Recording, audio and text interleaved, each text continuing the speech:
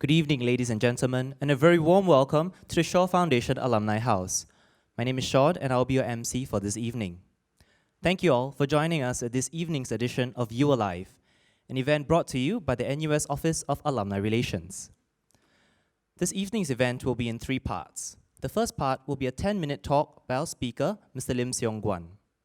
This will be followed by a 20-minute interview with Mr. Viswa Sadasivan, Chairman of the You Alive Organizing Committee. And finally, a 30-minute question and answer session. If you would like to ask a question, simply move to the aisles where the microphones are, introduce yourself, and speak clearly into the mics. This will allow the online community to hear your questions as well. For this evening, we will also be incorporating Pigeonhole Live. This is an online application which will allow you to post your questions that you would like to ask online and have our speakers answer them later. So I'll now bring you through a very quick step-by-step on how to access Pigeonhole Live. Simply take out your smartphones and launch your internet browser, and in the address bar, key in phlive.at. So again, that's phlive.at. Once you've done that, you'll need to key in the event passcode, which is UALIVE, UALIVE.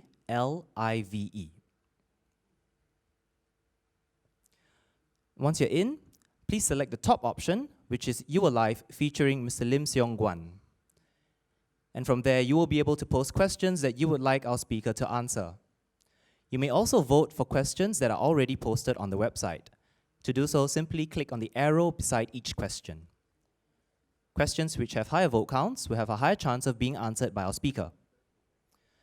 And finally, Mr. Lim has written a book recently. It's called The Leader, the Teacher, and You. This book will be on sale outside later at the end of the event, and Mr. Lim will be conducting a signing as well. If you would like to purchase this book, please remember to do so later at the end of the event outside. Without further ado, please sit back, relax, and enjoy.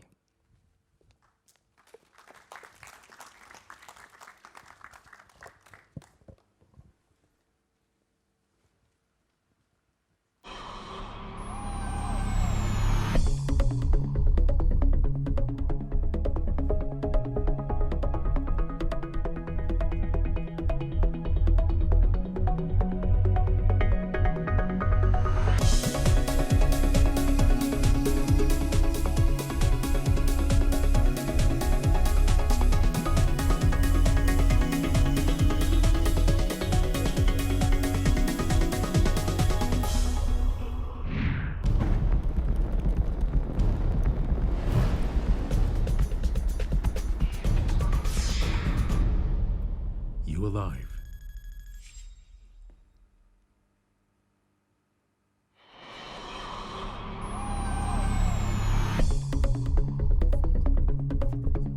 Ladies and gentlemen, Mr. Lim Siong Guan. Well, ladies and gentlemen, thank you very much for the opportunity to come spend this time with you. I thought since I'm given just 10 minutes, let me use my book as the context to make a few introductory remarks. I think as been mentioned, the title of the book is The Leader, the Teacher, and You, Leadership Through the Third Generation. So I'll address it in 3 parts. The first one, to give you a little background of how the book came about. Second, to talk about the significance of the title itself, and then third, to talk about the significance of the secondary title or the subtitle. So first, how did the book come about? I've been in civil service from 1969 to 2006. When I retired in 2006, some people, a fair number of people actually urged me to write a book based on the stories and the ideas which I'd been sharing and experimenting while I was in the civil service, which I thought was a very good idea. But that was the first time I ever wrote a book, so I never understood what a challenge it was to write a book. I did start to write the book. I wrote kind of 1 chapter a week, and this went on for 3 weeks.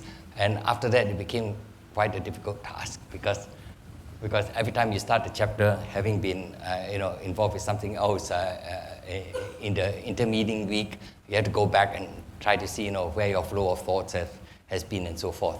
So after a month, it became an impossible exercise. The big mistake, of course, was to have started as chairman of EDB the day after I retired. So when you're chairman of EDB, it's a new job. You go in, try to figure out what useful thing you could do in the place. And so, as I said, after a month, it became an impossible task. After 6 months, it became something which simply could not be done, because having come out from the civil service, I could write my experiences, what I considered to be the lessons I had learned in that time, and legitimately have gone out and sort of say, these are the ideas, and I think these are interesting points and these are interesting conclusions.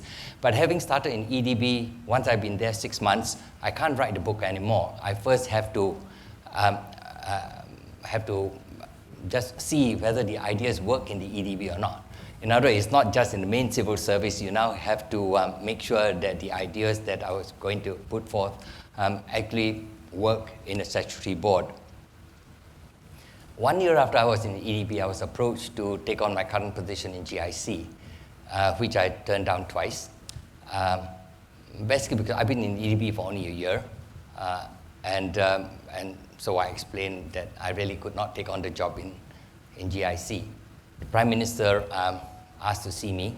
I came with a list of other people he ought to consider, and he said he has considered all of them and decided that I should be the one that he should like to be Group President of GIC. So I agreed to come on to GIC, but I said that it's really wrong. You know, I've been in EDB for only a year, and really, if you take on any senior level appointment, you should be there for at least 3 years to do any good in the place.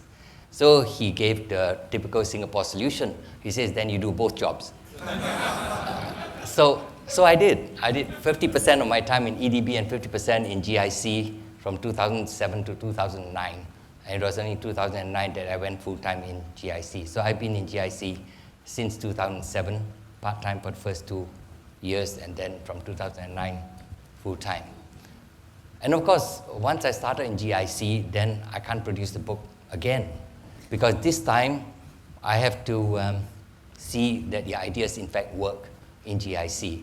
And among all the places, actually GIC functions as a private company. It is set up as a private company, but in many ways it has to function as a private company because it invests in foreign reserves of Singapore. It runs with 8 overseas offices, and we're just on the point of opening our 9th overseas office in Sao Paulo in Brazil. And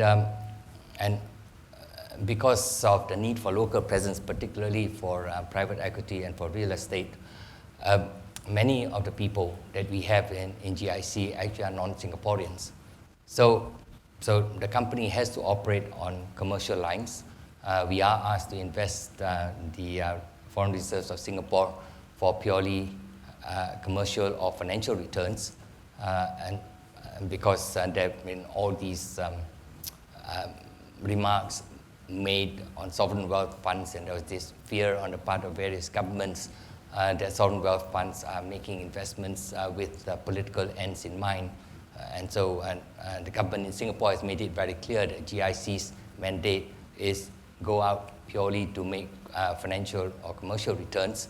And for that, the governance structure of GIC makes it very plain that there is no political involvement at all on any investment decision that is made by GIC. They make it very plain. So even though a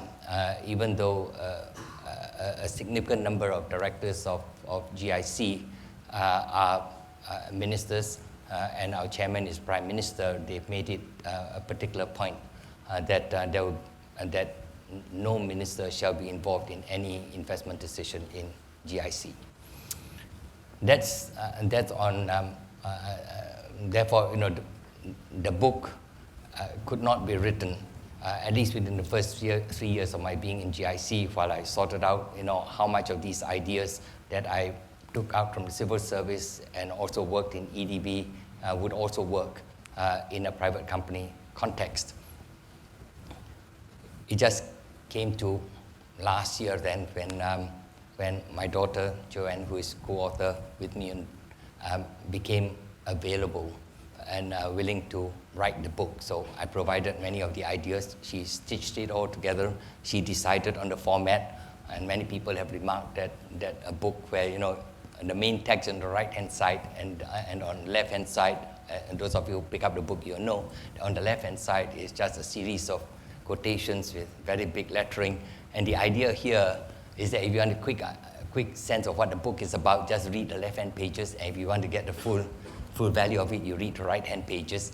And you should be able to read the left-hand pages. I suppose if you read fast, you should be able to get through with it in 45 minutes.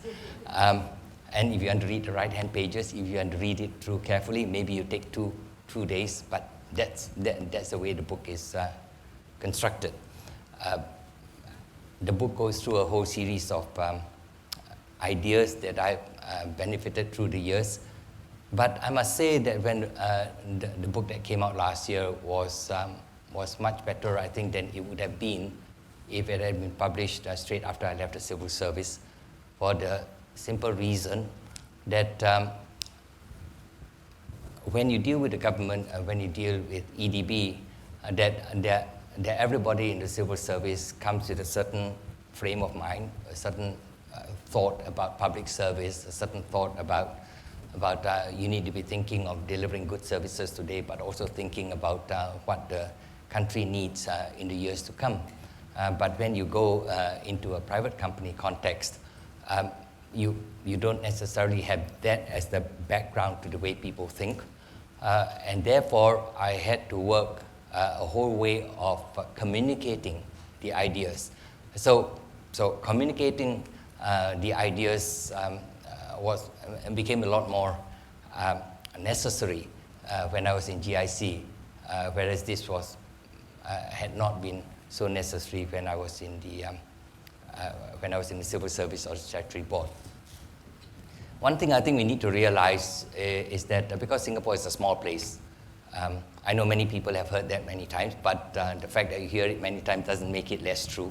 It is a small place, and what it means, therefore, is that if you're going to make any change which is important nationally, as happened in the time that I was in the civil service, you just bring everybody in, just like in an auditorium like this, and you talk to people about what the concerns are, what the imperatives are for the country, what our hopes are for the future.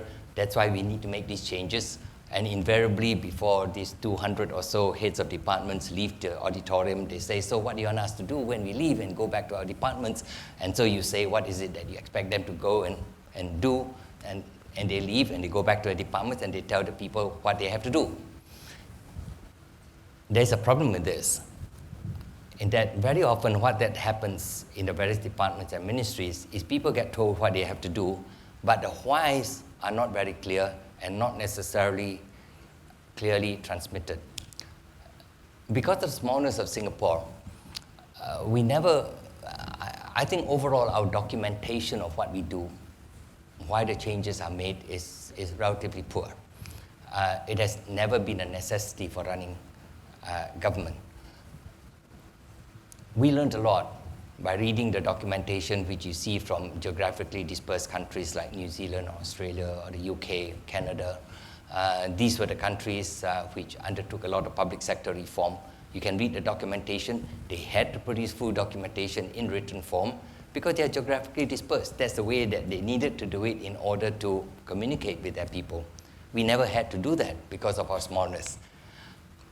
In many ways, the book is therefore written with a view to trying to fill in some of the blanks, to explain a little clearer why things were done, in addition to, in many ways, to how things were done. But it's a lot more about why were the things done that were done in the civil service and the changes that were made. Next, let me just make a few remarks about the title of the book, which says The Leader, the Teacher, and You. I spent 2 years with the Ministry of Education. The thing which really struck me while I was there was how different the role of a teacher is, and those of you who are professors in university here, I'm sure will be able to empathize with this rather naturally. What struck me was how different the position of the teacher was compared to any other job in any organization or company. And it is this. For the teacher, the job of a teacher is to develop each student to the best of their capability. The teacher's success is measured by the extent to which the student is able to achieve his or her potential. What this also means is that the teacher looking at the student will say that if this student can reach out to this high level, which is beyond the level of the teacher, that represents success for a teacher. In a way, you can even say that the more the teacher and the more the student exceeds the teacher in their achievements in life, the greater the achievement of the teacher had been, because the teacher had set the ground, set the environment in which the student could reach out and to the best in terms of his or her potential. In any other job, in industry, in companies, in organizations, if your staff does not perform well enough, it reflects or it influences, it is shown immediately in your own performance. It comes out immediately in the performance of your own department. And therefore, there's a natural feedback. In other words, if your staff is not doing well enough, and if it's too bad, you'll have to do something about the staff. You retrain them, you try as best as possible to fit them in, but at the end of the day, if it cannot be done, you turn around and tell the staff, we think that you just have to go somewhere else.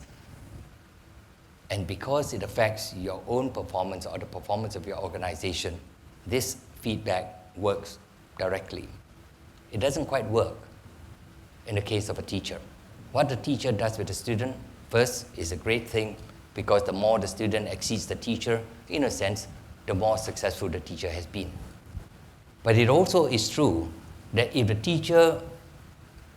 teacher works out well enough with the principal or with the dean or whoever, and if it works out well enough in that relationship, the dean doesn't suffer the results of poor teaching performance.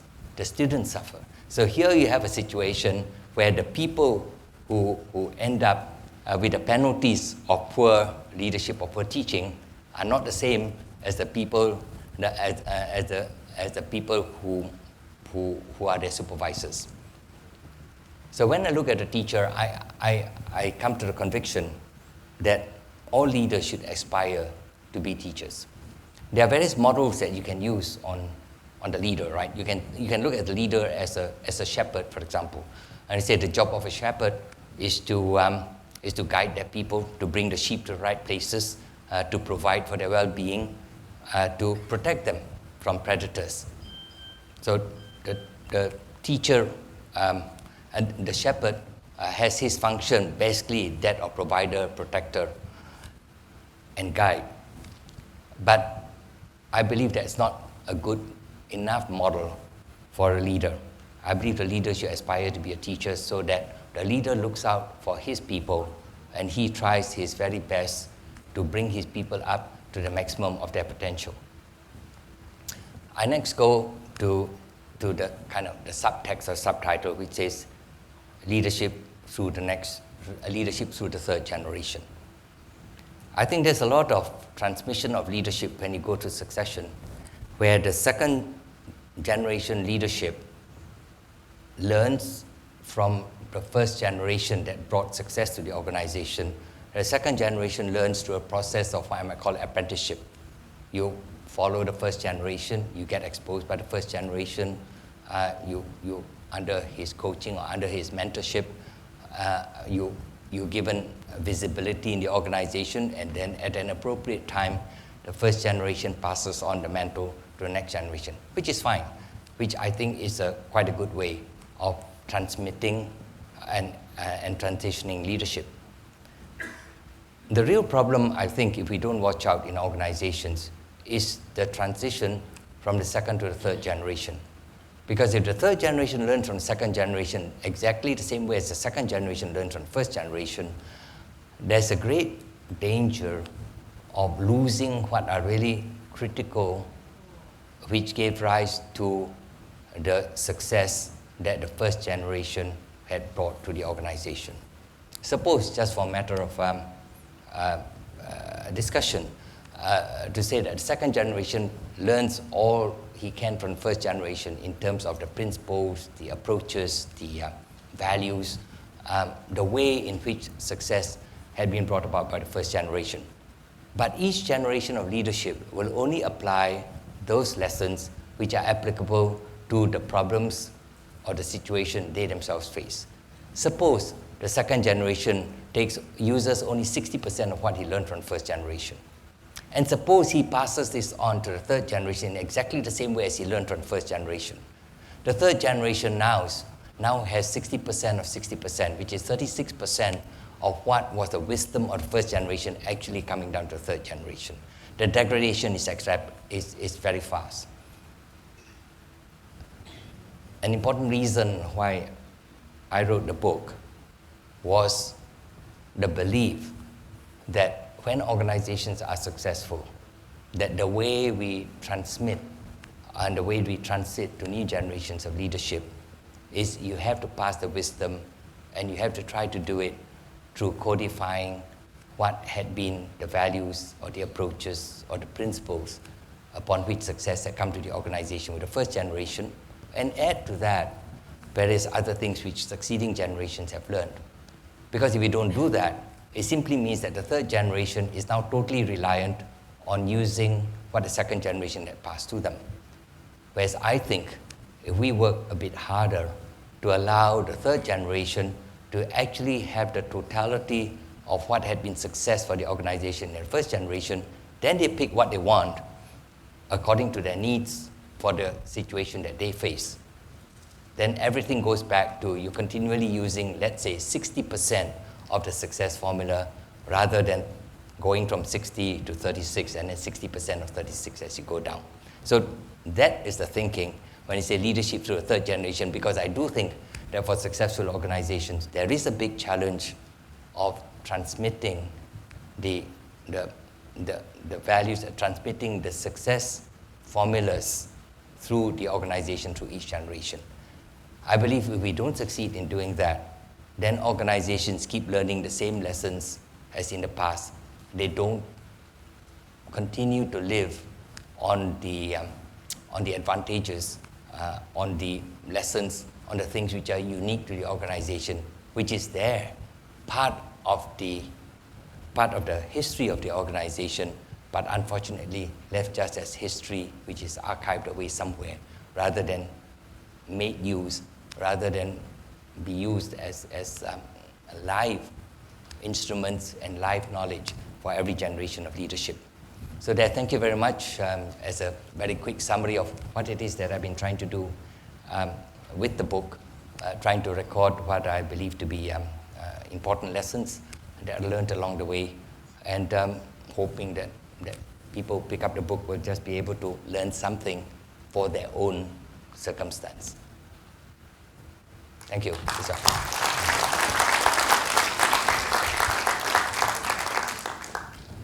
Hi, Mr. Lim. Thank you very much for joining us today. Thank you. The first time I met Mr. Lim was when he was Permanent Secretary, Ministry of Defense. I was a rookie producer of current affairs programs in the then Singapore Broadcasting Corporation. I wanted to do a documentary that captured the essence of national service, unedited, undoctored. And I proposed it to him, and he said, go ahead, do it. I said, aren't you guys going to be telling me what I can shoot and can't shoot, what I can show and what I can't show, because the Defense Ministry always hides behind the veil, at least for some time, of security considerations. You can't do this, you know. So I was pleasantly surprised when he told me, you're a Singapore citizen, got your heart in the right place, do what you think is right. You know, it sort of stumped me, because all of a sudden the responsibility is passed back to you to make the judgment. And you know what's the interesting thing? You start becoming a lot more conservative. That's the interesting thing. He's a damn smart guy. That's why he's where he is. And there came a point where, I mean, I said that I'm going to do this documentary. I'm not going to rig any scenes. I'm not going to rehearse any scenes. I'm going to shoot everything as it is live. That was my condition. He agreed to it.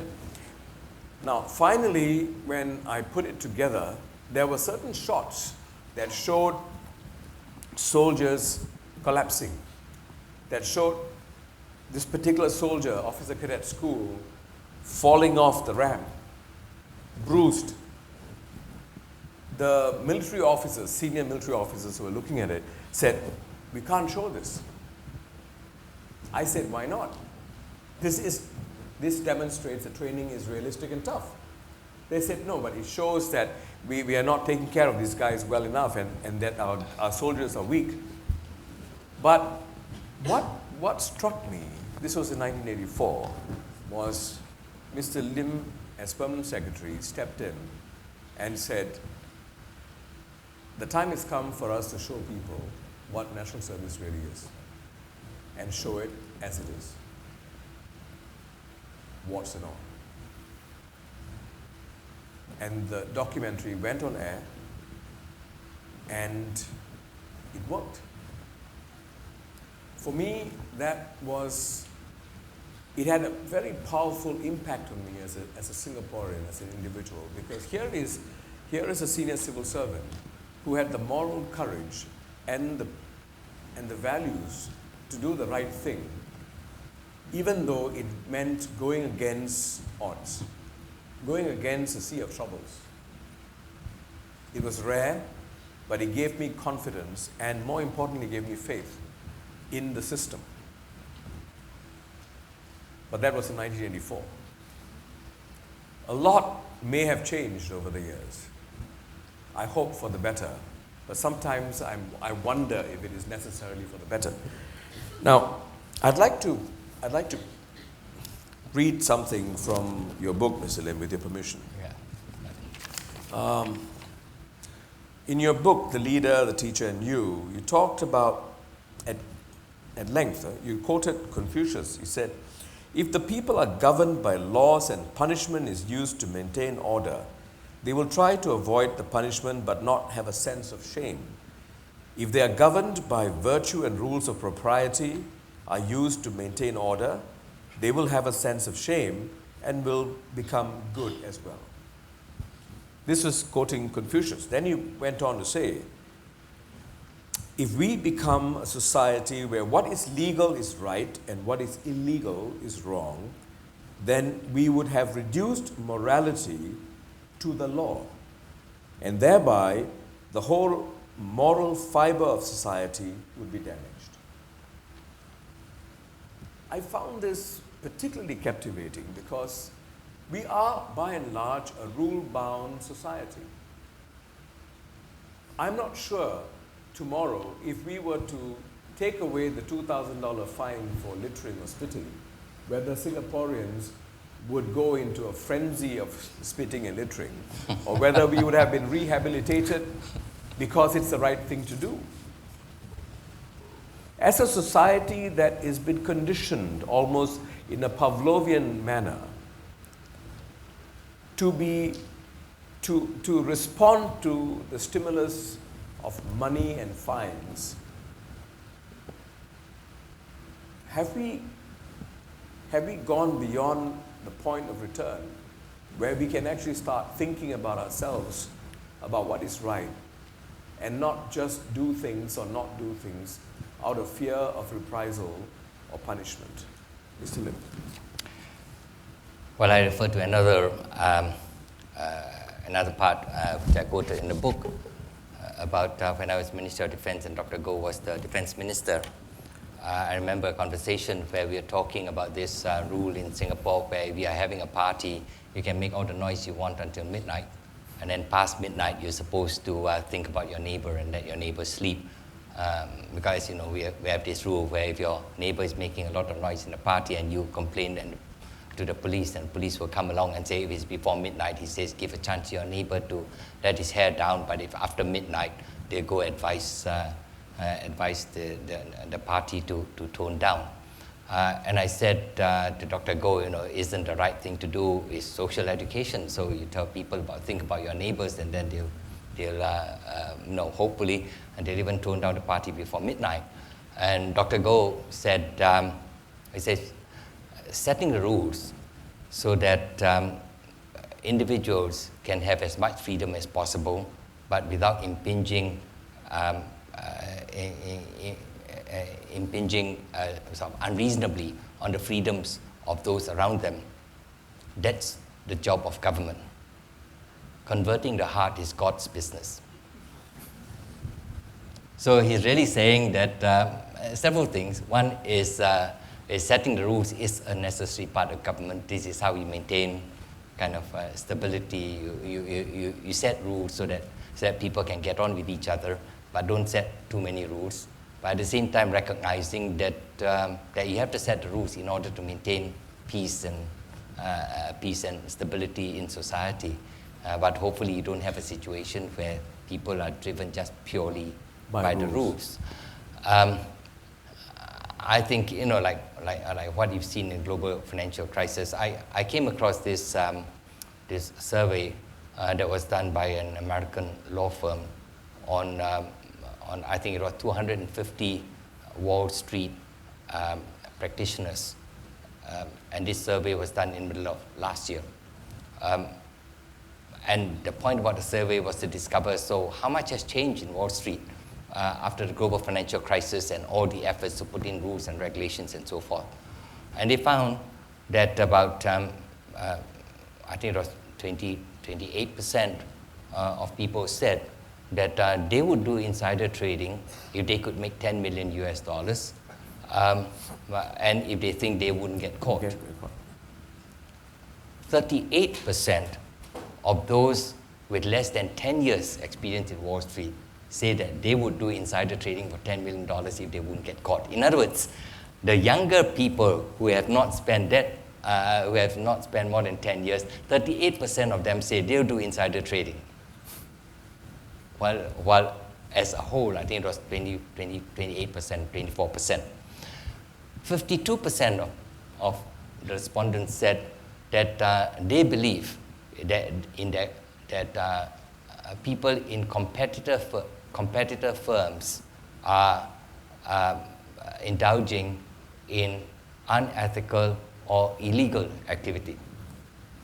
24% say that people in their own firms are doing unethical or illegal things. What are we saying here? Every time you have the law can never really catch up, I think, with wrongdoing. Yeah. Every time you have somebody taken in by the police, like, read in newspapers, invariably he will say, I've done nothing wrong. Which may have been fair enough, right? In terms of the law. The law.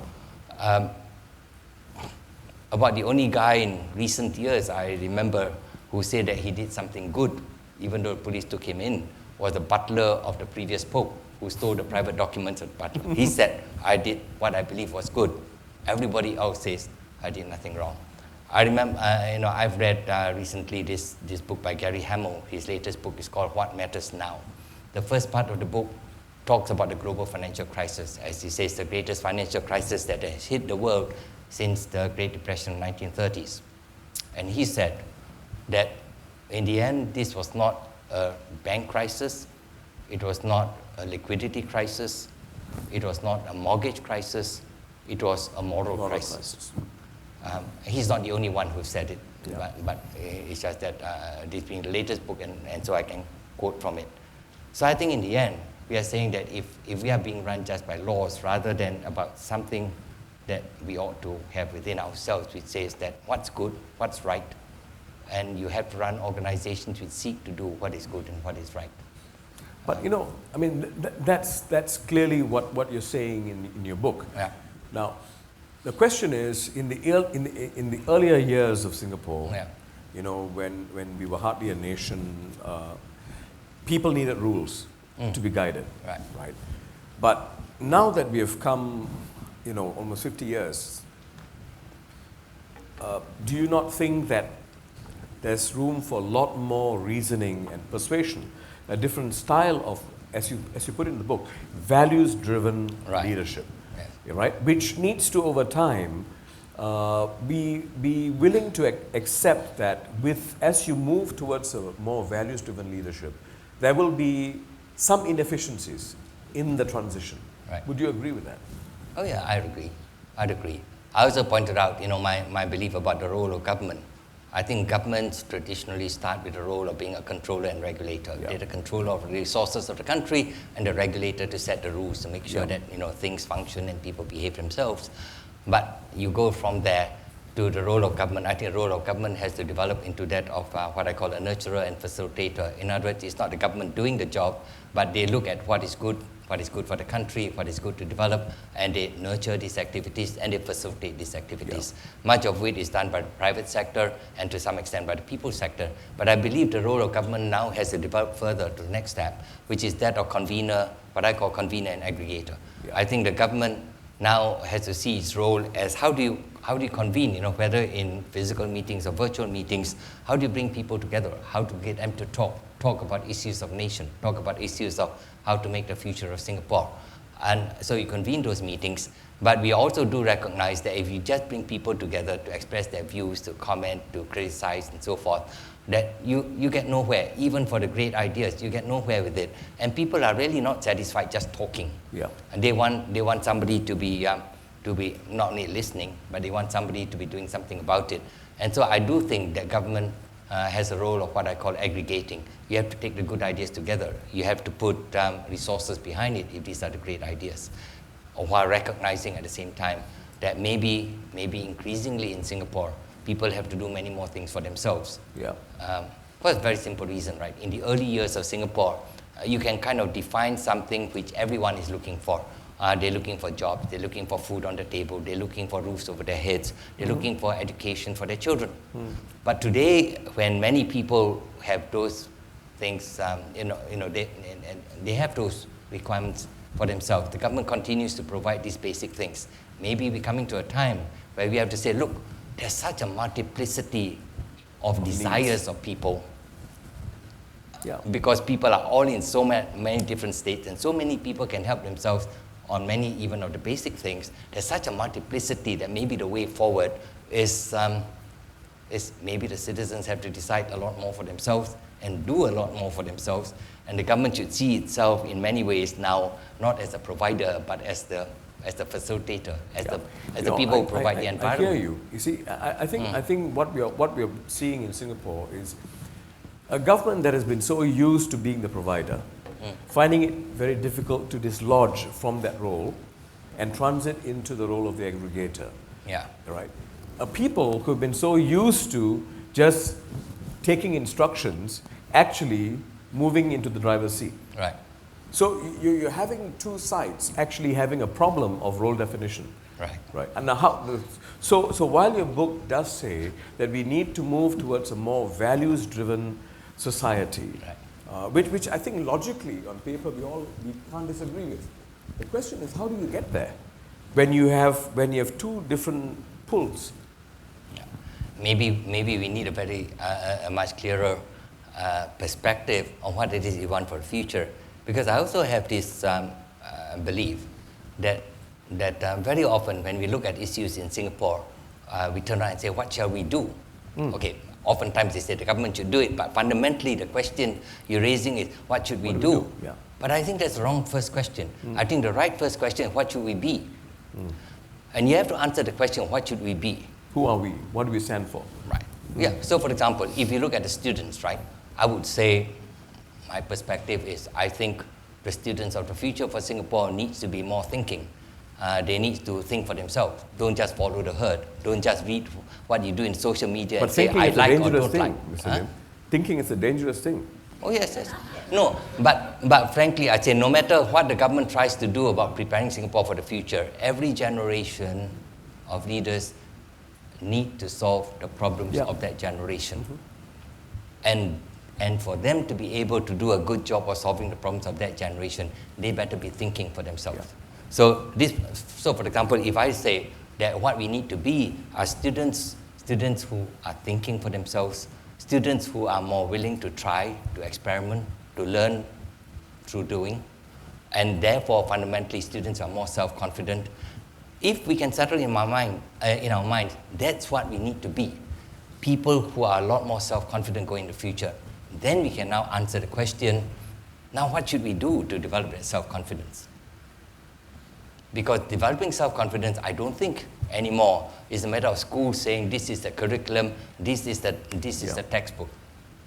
Developing self-confidence is a process, is a way of doing things, is a way of students learning what it means to be successful and what it means to fail, and how do you recover and how do you learn from it. So similarly, if we talk in terms of Singapore for the future, right? You say, what does Singapore need to be to succeed in future? Singapore is a man-made creation. And I believe Singapore's success coming and going into the future continues to have to be a human creation. Yeah. And what is that human creation about? Right? It is kind of, if you look at Singapore's situation, I believe all countries, right, their potential of what it could be is defined in many ways just by three factors. One is geography, second is demographics, and third is technology. That the combination of the three will define for you what the potential of the country is. How well you meet that potential is a matter of economics. What is the economic policy of the country like? And it's a matter of politics. How do you run the politics in the country? How does social needs come into the politics and the economics? Yeah. So if you look at countries in that regard, and I look at Singapore, Singapore will continue to be a small place. You look at the atlas of the world, Singapore fits always quite nicely in the O of Singapore. And most countries of the world, you can fit their names in the, within their boundaries. That's where it is. That's the way we are. Now you figure out, what does it need for you to succeed in that kind of a But world? when you talk about, when you move, Mr. Lim, when Yeah. you move towards a more values-driven Right. society, where it's not so much rule-bound, right? Rule-bound allows us to be more efficient, more predictable about outcomes. Right. When you talk about values, values are a lot more subjective. The realm is a lot more subjective. I mean, and sometimes there are contradictions. Yes. I mean, there are conflicts. For example, everybody agrees in principle that integrity is a good value, right? Everybody also agrees that compassion is a good value, right? Right. But I can think of a myriad situations where the two values can come into conflict. Because you're a person of integrity and because you believe in integrity, when someone you believe has acted in a manner that's wrong, you feel that it is important for you to punish him. But that goes against the principle of compassion, for example, in the strict sense of the word. So my point is, when you're moving towards a more values-driven society, there's bound to be a lot more room for debate, conflict, disagreement, and so on the finer points. Right. Now, how do we manage that?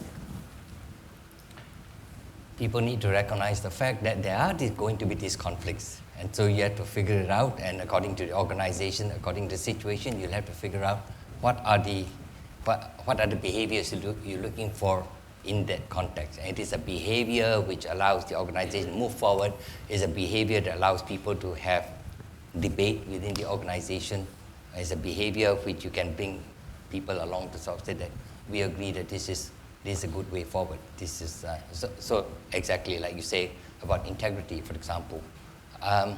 They need to believe that integrity is a success factor for you, and therefore you put a lot of emphasis there.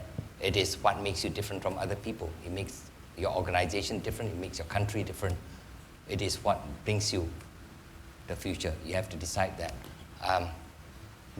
I agree with you. You can bring compassion in, but then when you apply compassion, you may then decide that you're going to apply it case by case.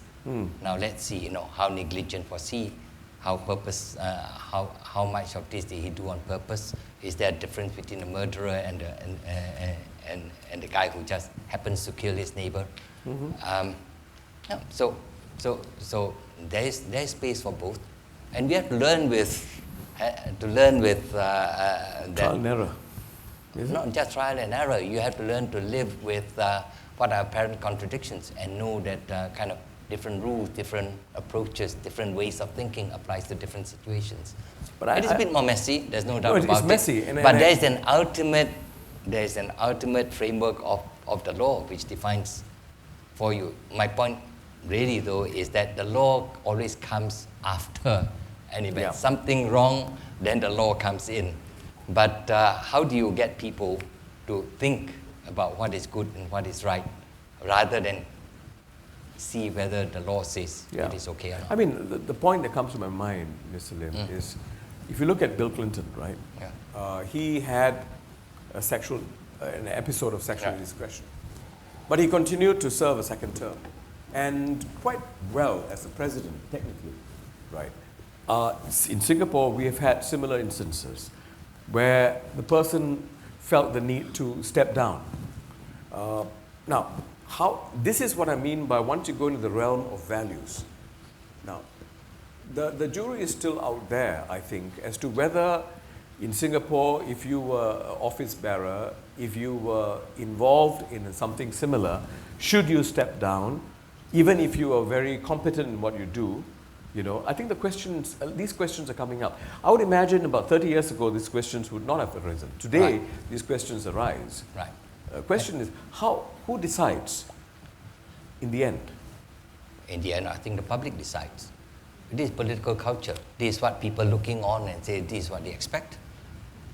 And if the reading is that, a person misbehaves, whatever way you're thinking about, and cheated on his wife, or a person misbehaves in a way which undermines the integrity of the family, if that is the public sentiment, the public mood, then that's what the government So if the will have to public do. doesn't feel that way?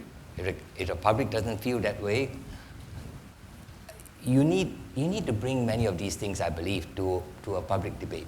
Have a good discussion. I wish very much that the schools will have a lot more of this discussion.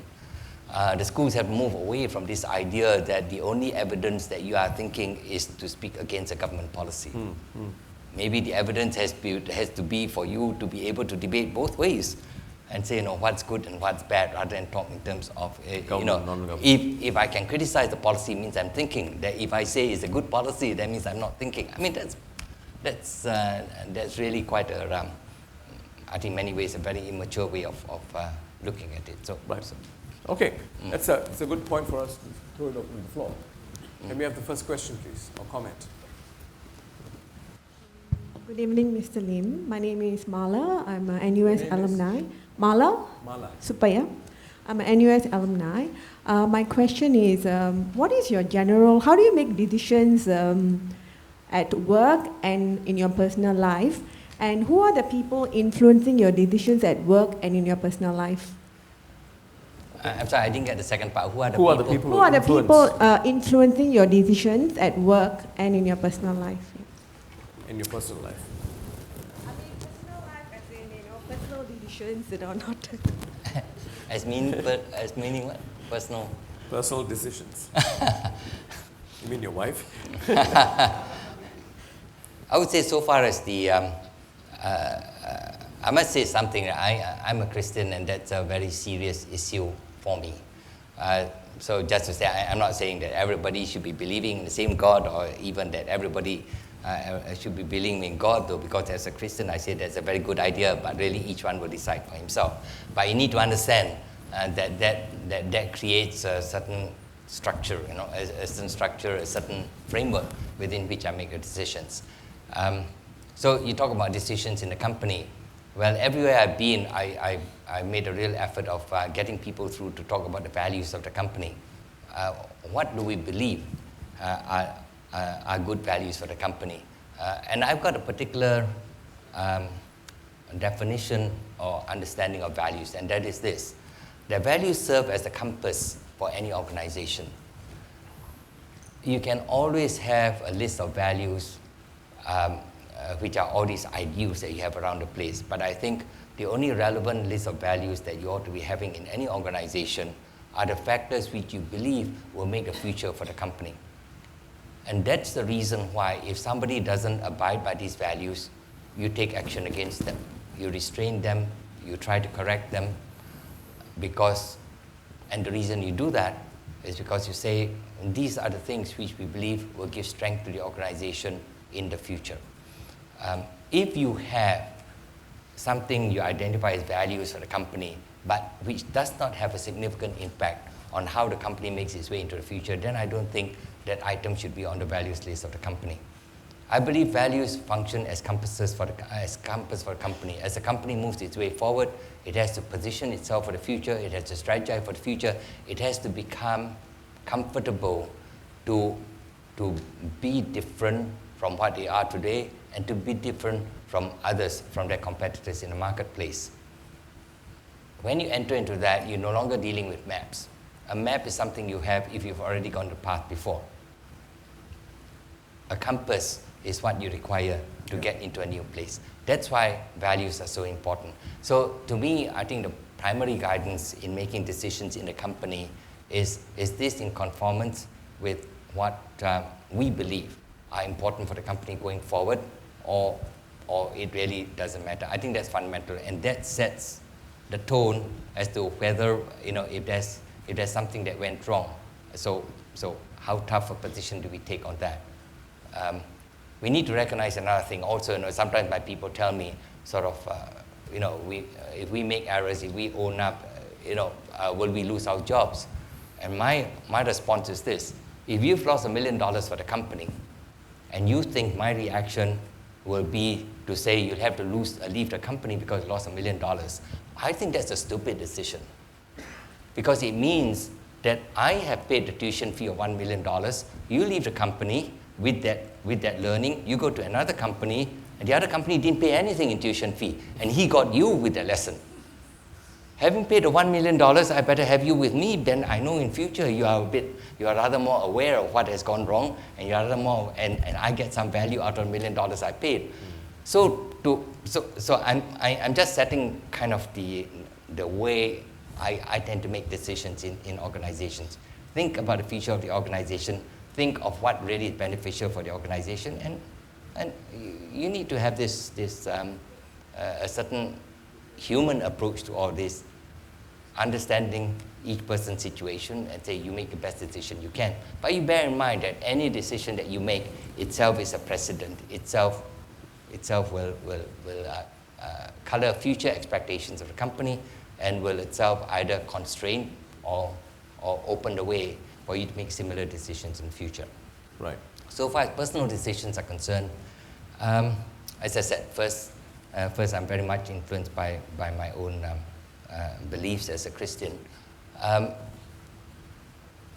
the fundamental idea is do good. What good can you do? What good can you make? What good can you? How can you contribute to people around you? And so every time you make a decision, you're really saying, I should make a decision which does good for the other person. And doing good sometimes may mean punishment, but at least that is the motivation in your mind. It's not about anger and therefore I need to extract penalty, but say, what could I do which actually will be helpful to the other person? It's just my belief. It flows through the book also. That we can be helpful to other people. It will always, it also does good to you. No, I just make one more point, and then you can move on to the next question. And that is this: Maslow's hierarchy of needs. And I tend to go to an audience and say, okay, I believe all of you have heard of Maslow's hierarchy of needs. So how many are there? I don't know what you can remember how many there are. 5. Okay. Well, the 5, basically you say that his hierarchy of needs is really physiological needs, safety needs, love needs, esteem needs, and then you have self-actualization. But in fact, later research shows that that's not a complete listing of needs, that actually a complete listing of needs for the human being is 8. Because in addition to those 5, people have a need for understanding. We want to understand what's going on. We have a need for beauty. We need a sense of peace, a sense of something to give you some comfort, to cool you down, whatever it is. We need a sense of beauty. And finally, we need a quality called transcendence. And transcendence is saying, looking beyond yourself to people people beyond you, looking people outside. Now it's very interesting because the list of the hierarchy of needs now becomes physiological needs, safety needs, love needs, esteem needs, which they call the gap needs, because we feel pretty miserable if we are lacking in any of these. And then it comes to a need for understanding, a need for aesthetics, self-actualization, and transcendence. See, every time you do with Maslow's ending with self-actualization, it's a totally selfish list. What's very interesting in the research is that the highest need of all is transcendence. If we understand self-actualization to mean reaching out to our personal potential, transcendence has to be understood as helping other people reach their potential. I just point this out. This is just psychological research. It's got nothing to do with the Christian religion as such, but it actually comes to the conclusion that for all of us, that sense of wholeness, that sense of well-being, actually at the highest level lies in doing good to other people, and helping other people realize their potential. I think that's a wonderful thing if that's a perspective we can take in life. And I can think of a few people here who have reached that transcendent level. King Jun? In fact, he only transcends now. By the way, this whole thing is being, 1 minute, this whole thing is being webcast live. So we're getting a lot of questions and comments from the student population outside. I'd like to put one of those questions to you. Yeah, can we put this? Have you ever had to do something you disagreed with because it came from a superior in the ministries you've worked at or from a minister? This is the highest rated question.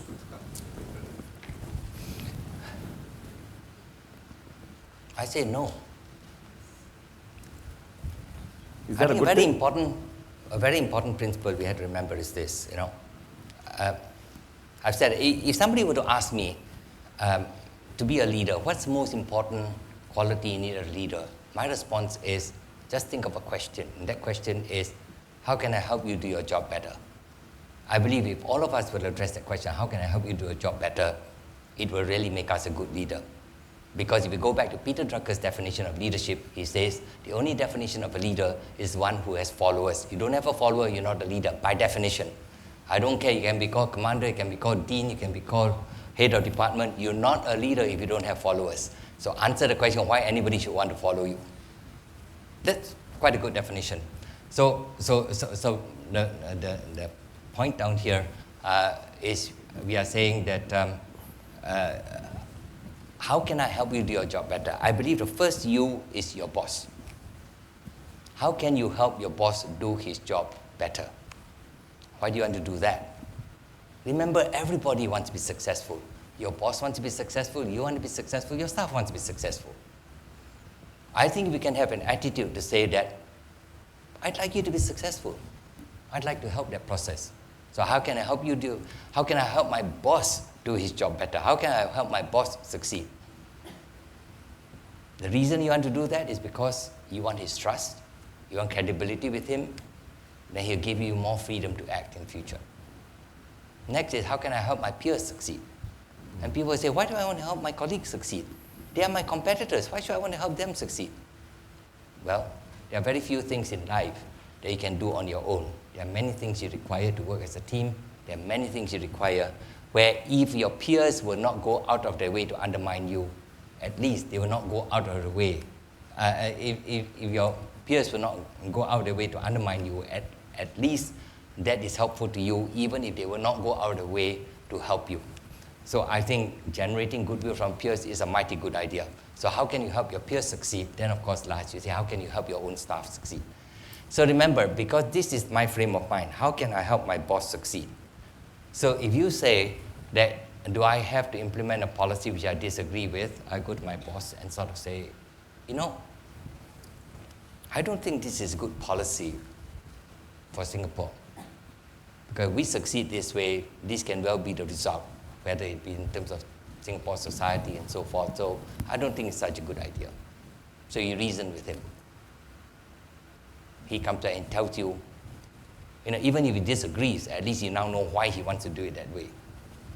There was a certain situation I had where I don't think the direction being taken was a good one. So I spoke, and then the minister tells me this is the reason why he wants done. So I said, okay, now that I understand the reason, I went back and I got a group of like-minded staff who says, we dig up statistics to show the minister is not doing a good decision. So we dug up the statistics, and a few months later, we presented to him the statistics and say, it's not so good. Things are not exactly as you imagine.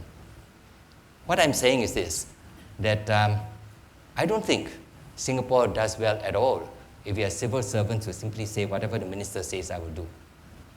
In any event, there is the rule in the civil service which says that if the minister is asking you to do something which is not right for him to ask you to do, write a sheet of paper and make him sign it. It's allowed for. It's the system it allows for. But much better if you believe that this is not a good idea to work on it. You need to understand, it's like, how do you put yourself in the other person's shoes? You need to understand why is he thinking this way. A lot of the time where you have a difference of view is because the mental models are different, and you need to understand the mental models.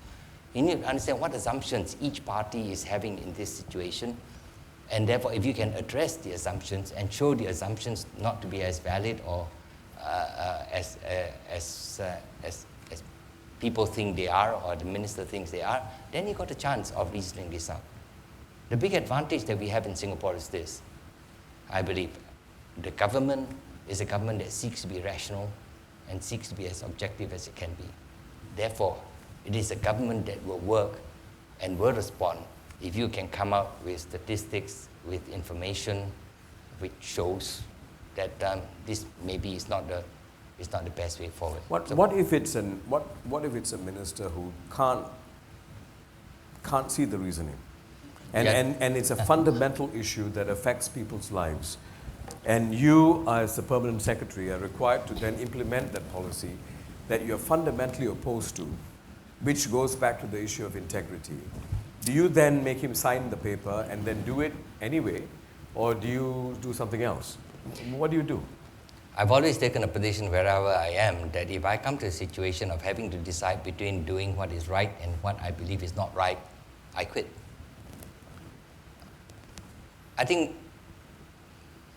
I know when I was in the Ministry of Education, I've even told the principals that if you're not prepared to lose your job, you'll never make a good principal. Yeah. I think then it like boils down to that. Right. And it doesn't necessarily mean that you are right and he's wrong. It's just that you don't agree, therefore you might as well step out. Yeah, but let's be clear about what you're not agreeing about and why you're not agreeing, right? Yeah. But sometimes by saying you're not agreeing, you understand a lot more what the perspective is. And we also need to be open in our minds to be able to but it's, learn. It's fundamental, what you're saying. Sure. Yeah. Sure. And you have to be prepared to go out. Yeah. Well, it brings me to another interesting quote from you in the book. The civil service is impartial but not neutral. The civil service is impartial but not neutral. What do you mean? I believe the civil service is the instrument of the government of the day for getting the job done, for executing the policies of the government. So the civil service cannot be neutral with respect to that. It has to be impartial in the sense of when you deliver the service, you don't deliver to people according to whether they are wealthy or poor. You don't deliver to them on the basis of race or on the basis of religion. You deliver to them according to what the policy is meant to do. And I think I believe the civil service is obliged to get that done in the best way possible. That is their obligation. So they cannot be. So they have to be impartial in the way they deliver the policy, but they cannot be neutral about the way they deliver the policy. If you believe that this policy is wrong, it almost comes to your job is to make it as wrong as you possibly can in your delivery. Your job is to deliver that policy to the ends that the government of the day decides is a good policy. At the end of the day, the civil service doesn't subject itself to elections every 4 or 5 years. It's the ministers, it is the ruling party that subjects itself. The public is a final arbiter as to whether they did right or not, right? The public never has a chance to exercise its vote on whether the civil service did the job right. The government of the day, if their job is to read the public, Their job is to decide what they believe is good for the long-term interest of the country. Their job is to communicate and convince the public. None of that is being done by the civil service. The job of the civil service is to deliver on that policy. But as we discussed just now, if you came to the stage where you fundamentally disagree with the policy, there must come a time where you decide that you just cannot be there. Right. And quite frankly, if you disagree with the policy, even your minister is going to wonder very much how much he can trust you to deliver on the policy when you so fundamentally disagree with it. Yeah. But once a policy is made and you are sticking down there, your job is to deliver it the best way that you can. Right. Thank you. Your question.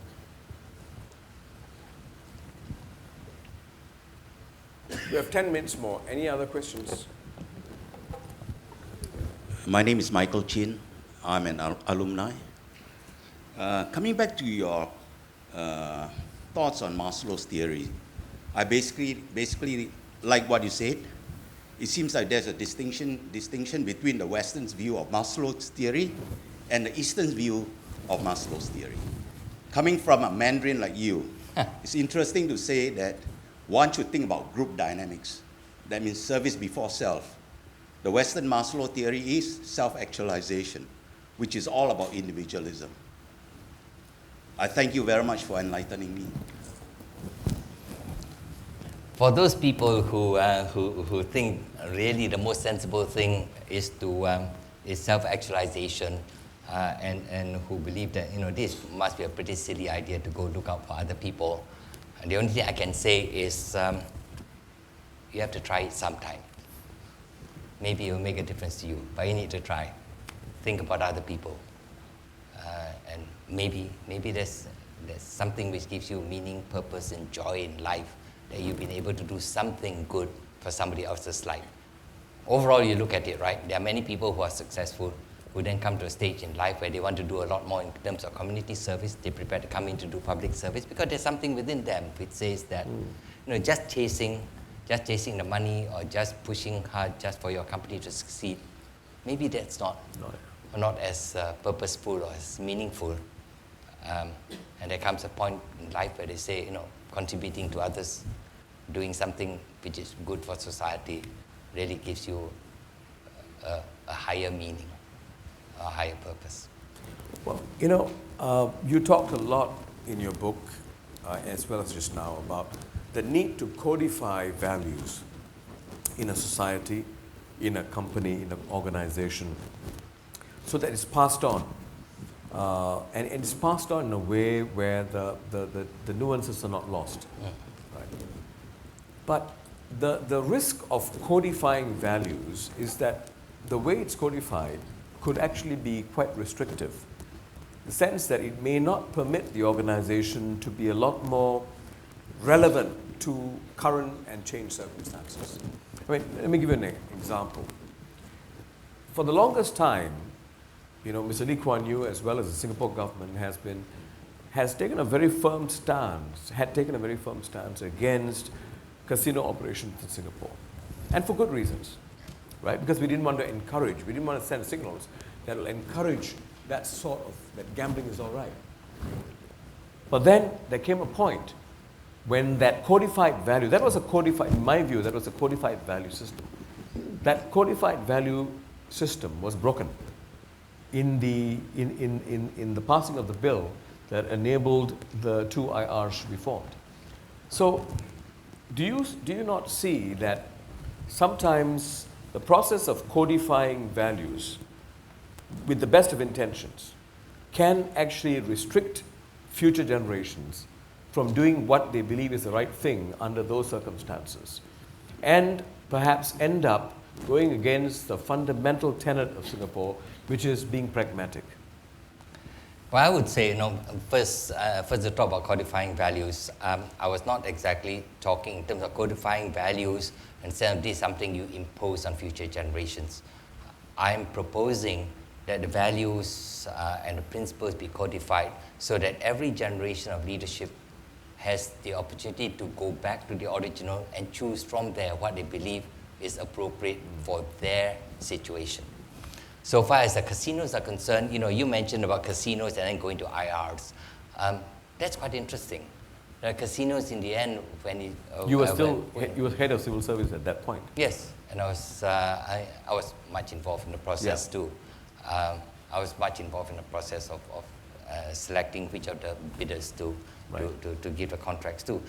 But what I want to point out was that moving casinos to IRs actually is not simply a matter of calling by a new name, which may not be as explicit as casinos, but actually represented a fundamental shift in mindset. That the basic idea there was Singapore was not a convention destination, and Singapore was not a family destination for holidays, for family vacations. And so what can you do to make Singapore a business convention and exhibitions? Mice. Yeah, for the mice, as they say, for the mice target audience. And so your first discussion has to be, does Singapore want to be a mice destination? And if you decide you want to be, then the next question is, what kinds of facilities do you require? And it's not just a matter of building facilities, how do you maintain those facilities?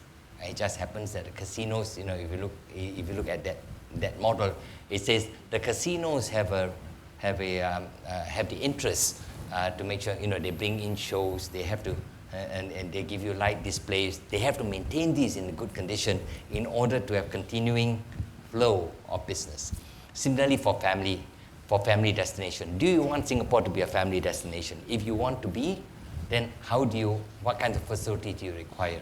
And some of the thinking is you need a Disneyland or Universal Studios. Well, you need a Universal Studio. Who's going to maintain it?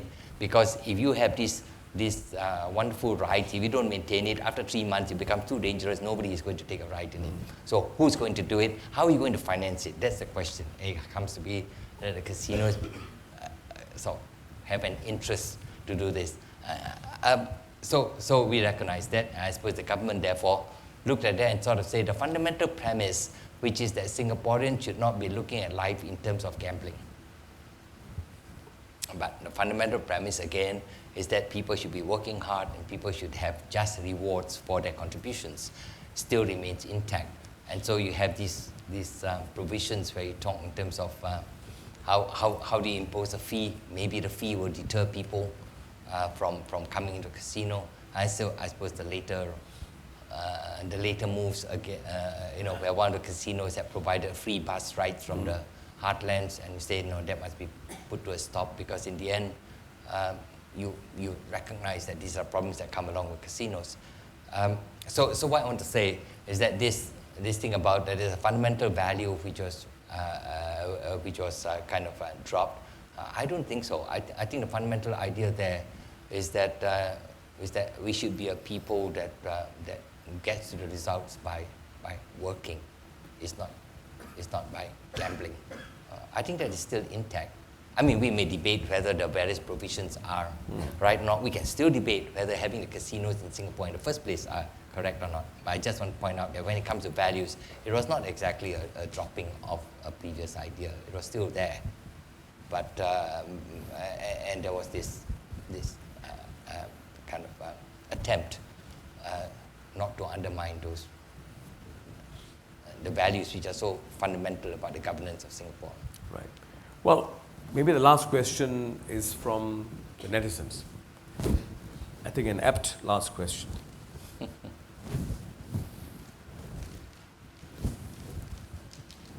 Okay, I'll ask you the question. If you could give one piece of advice to civil servants today, what would it be? Resign if you do not get.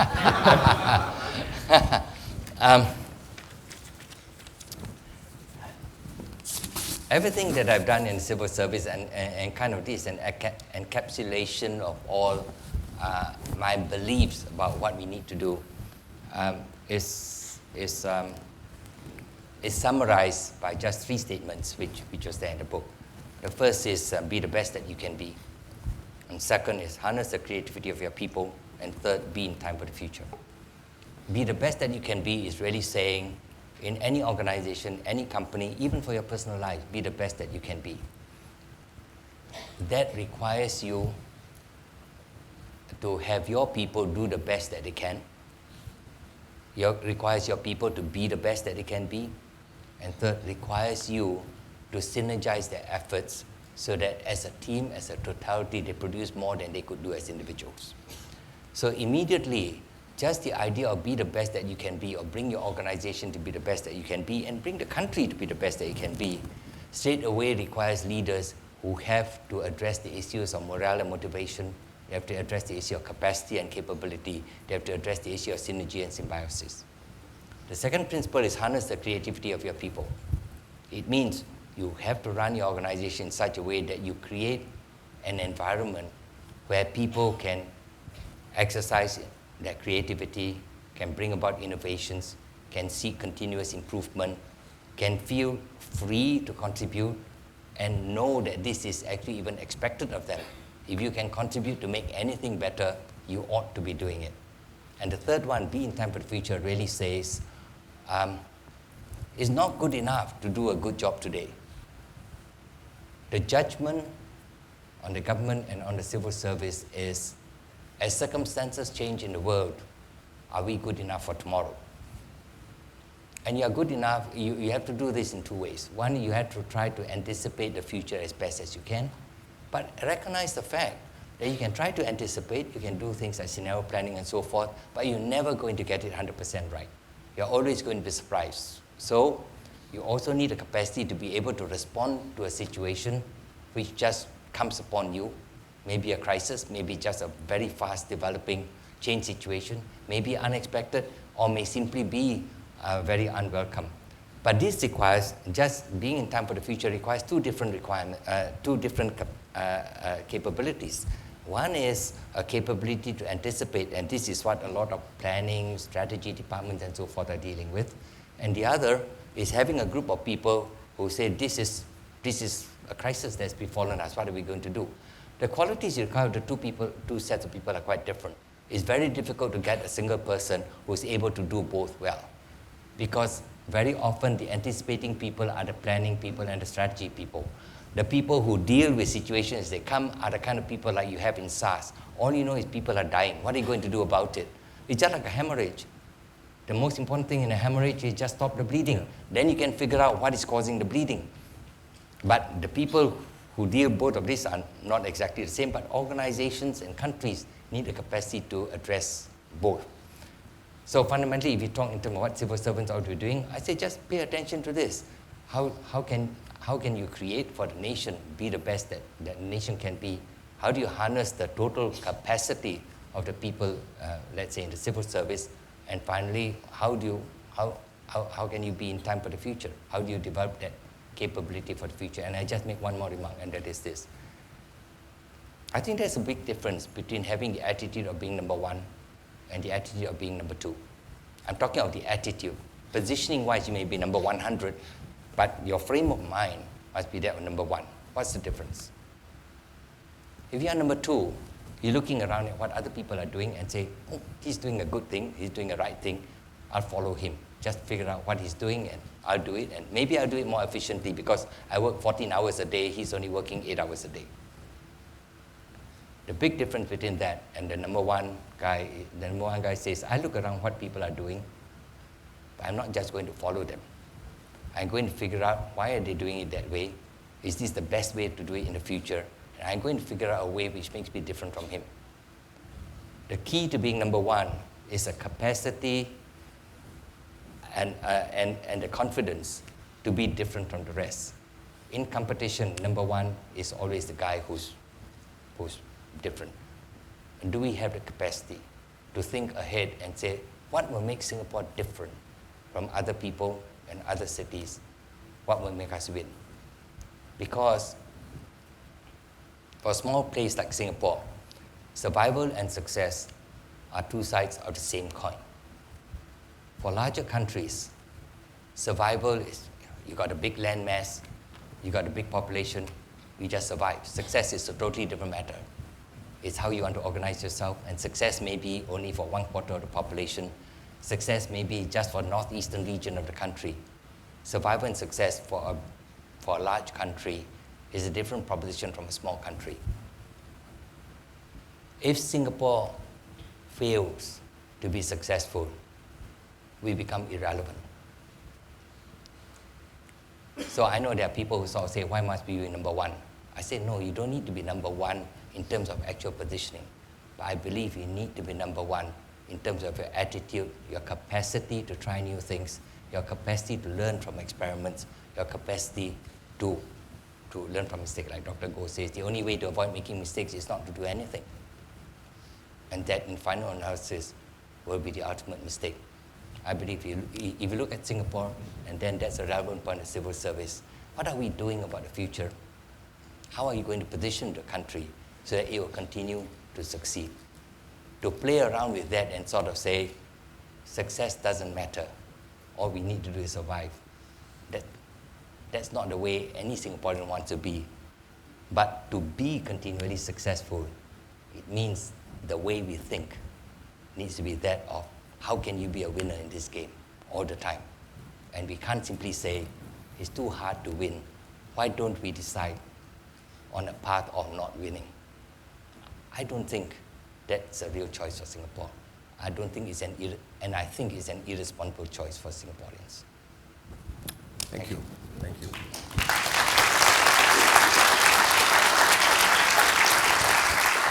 You know, I must say that this is a rare occasion when Mr. Lim actually agrees to speak. He has so much to share, and it's a privilege that he has agreed to speak to us, share some of his ideas. And I don't think there's an expectation on his part for us to agree with everything that is said, right? In fact, I think he will think less of us if we actually agree with everything he says. You know for a fact I don't agree with everything you said. But what is important is, this is a man who believes in what he says. And that is one factor that I've always admired about him. I may not agree with him, but I have always admired his conviction, and his conviction is the basis of his persuasiveness. He is able to persuade people purely sometimes by conviction, although he believes it's by logic. It's actually by conviction, by belief. You know, I've seen him in action. I've seen him persuade ministers to a point of view, and I completely see his point about not just giving up and walking away, but continuing to try and persuade and chip away if you believe in something, and not just walk away and let somebody else fight the battle. And that's the thing that I've always admired about him. And that's the thing, you know, Mr. Lim, I don't know whether you know it or not, but you've always been a mentor. You know, Thank you. Mentor because of the impact that you've had on me in the formative years of my life.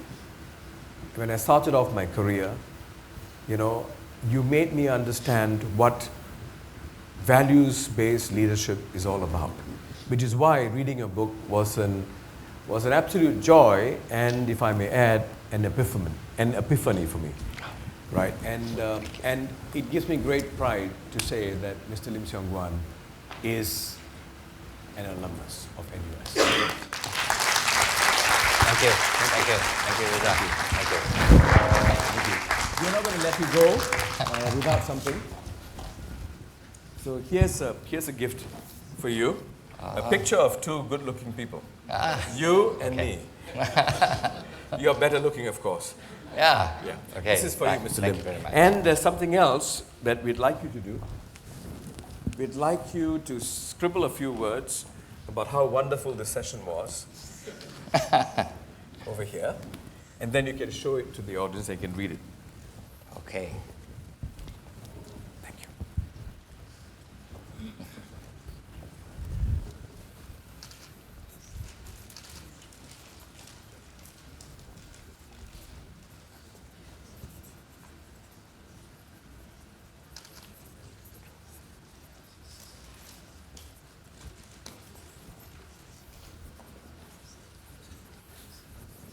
In case some of you don't know, he served in various ministries as permanent secretary, Ministry of Defense, Ministry of Education, Prime Minister's office. He set up the scenario planning office. He then moved on to be head of civil service, Ministry of Finance, permanent secretary, and then his current job after being chairman of ADB. Yes, you may want to read it for us. Okay. The future is for us all to make, for no one else will do it for us. Well said. Thank you very much, Mr. Lim. Thank you. Well, that's the end.